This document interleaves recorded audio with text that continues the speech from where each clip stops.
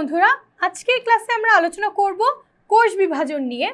কখনো কি ভেবে দেখেছো যে সামান্য একটি বীজ থেকে কিভাবে এত বড় একটা বটগাছ তৈরি হয়, কিংবা আমাদের এই যে মানবদেহ যে অসংখ্য কোষ নিয়ে গঠিত, এই কোষগুলো কিভাবে সংখ্যা বৃদ্ধি পায়?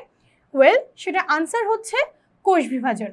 বিভাজনের মাধ্যমে কোষের সংখ্যা বৃদ্ধি হচ্ছে একটি অত্যন্ত স্বাভাবিক জৈবিক প্রক্রিয়া, এবং যে প্রক্রিয়ায় একটি কোষ বিভাজিত হয়ে দুটি বা চারটি অপত্য কোষের সৃষ্টি করে তাকে আমরা বলবো কোষ বিভাজন। সাধারণত যে কোষটি বিভাজিত হয় তাকে আমরা বলে থাকি মাতৃকোষ।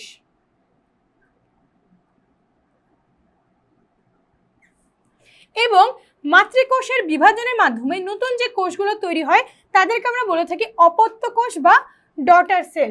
চলো শুরুতেই আমরা জেনে নিই কোষ বিভাজন কি এবং কোষ বিভাজন কত প্রকার। আমরা বললাম যে প্রক্রিয়ায় একটি কোষ বিভক্ত হয়ে দুটি বা চারটি কোষের সৃষ্টি করে তাকে আমরা বলবো কোষ বিভাজন।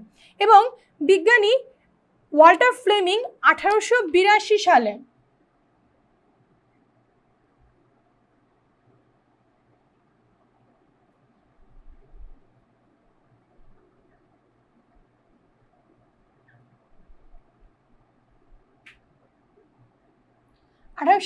সালে বিজ্ঞানী ওয়াল্টার ফ্লেমিং প্রথম সামুদ্রিক স্যালামেন্ডার ট্রিটুরাস ম্যাকুলোসা, সামুদ্রিক স্যালামেন্ডার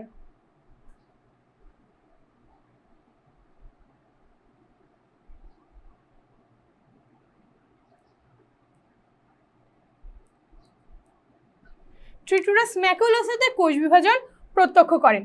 এবং বিজ্ঞানী রুডলফ ভিরশাও বলেন যে কোষ থেকেই কেবলমাত্র কোষ সৃষ্টি হতে পারে।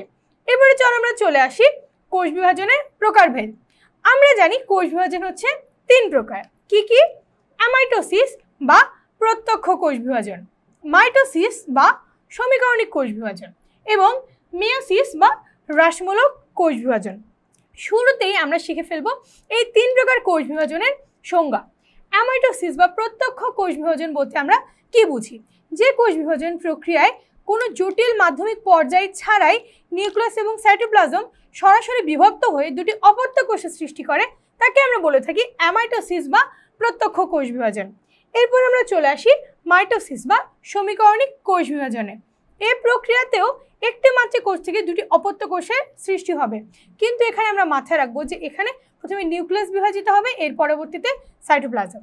আচ্ছা, তাহলে যে কোষ বিভাজন প্রক্রিয়ায় একটি মাতৃকোষ বিভাজিত হয়ে সমগুণ এবং আকৃতি সম্পন্ন, লক্ষ্য করো এটা খুবই গুরুত্বপূর্ণ যে সমগুণ এবং সম আকৃতি সম্পন্ন দুটি অপত্য কোষের সৃষ্টি করে তাকে আমরা বলছি মাইটোসিস বা সমীকরণিক কোষ বিভাজন।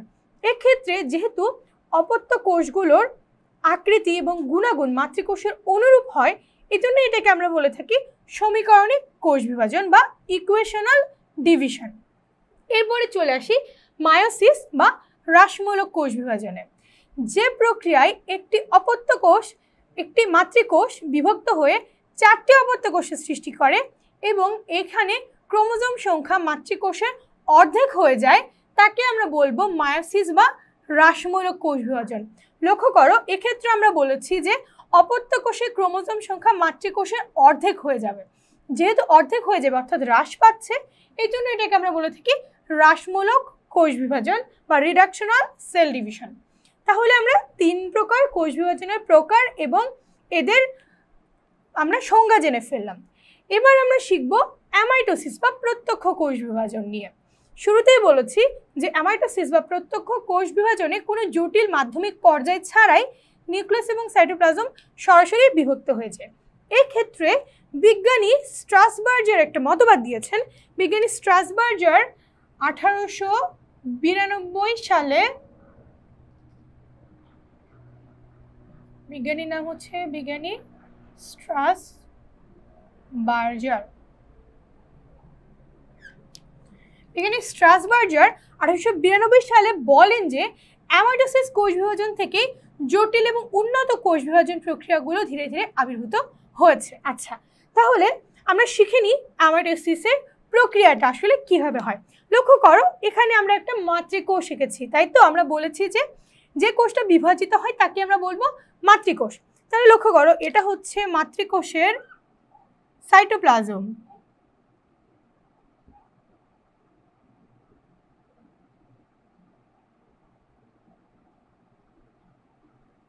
এবং এটা হচ্ছে আমাদের মাতৃকোষের নিউক্লিয়াস।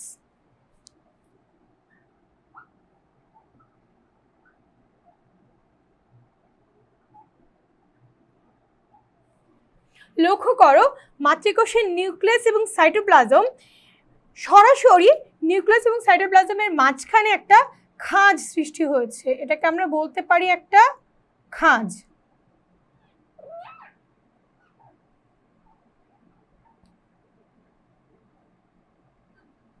লক্ষ্য করো তাহলে সাইটোপ্লাজমের মধ্যেও খাঁজ সৃষ্টি হলো, নিউক্লিয়াসের মধ্যেও খাঁজ সৃষ্টি হলো, এবং মধ্য দিয়ে হচ্ছে যে নিউক্লিয়ার বস্তুগুলো এটা লম্বালম্বিভাবে সরাসরি দুটি সমান অংশে ভাগ হয়ে যাচ্ছে। এখানে আমাদের কোনো জটিল মাধ্যমিক পর্যায় ছাড়াই সরাসরি নিউক্লিয়াস এবং সাইটোপ্লাজম দুটি ভাগে ভাগ হয়ে দুটি অপত্য কোষের সৃষ্টি করছে। এদের প্রত্যেকটাকে আমরা বলবো অপত্য কোষ।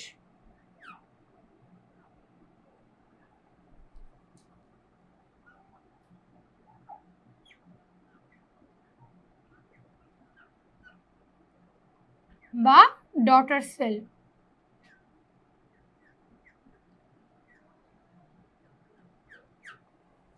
তাহলে আমরা কি দেখলাম যে অ্যামাইটোসিস প্রক্রিয়া কোষের নিউক্লিয়াস এবং সাইটোপ্লাজম কোনো জটিল মাধ্যমিক পর্যায়ে ছাড়াই সরাসরি মাঝে একটা খাঁজ সৃষ্টি হয়, নিউক্লিয়ার বস্তু লম্বা হয়ে যায় এবং এই খাঁজটা ধীরে গভীর হয়ে দুটোকে পৃথক করে ফেলে এবং দুটি অপত্য কোষের সৃষ্টি হয়।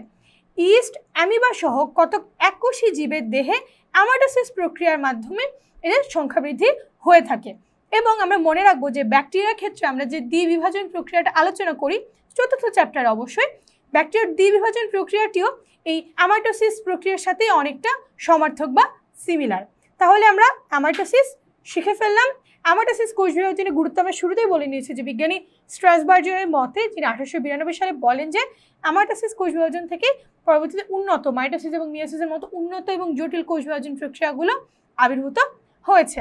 আজকে এ পর্যন্তই, সাথে থাকার জন্য সবাইকে অসংখ্য ধন্যবাদ।